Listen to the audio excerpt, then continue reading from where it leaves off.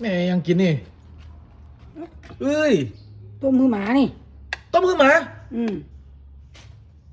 จิ้นมันบ่มีไหนแหละแล้วของเปิดเราเปิดกินยังแกงในหม้อนี่เหรอเปิดไปหรอนั่นแกงพวกละปลาแห้งอันนี้เนี่ยเขาต้มคือหมาหมากินจิ้นคนกินมังละตายแล้วเป็นยัง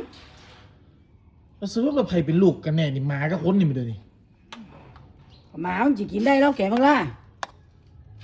ต้มชิ้นหมูคือหมาคนกินแกงพักละสุดยอด สุดยอดเตะเลยมากินจิ้นเบยคนกินแกงพักละ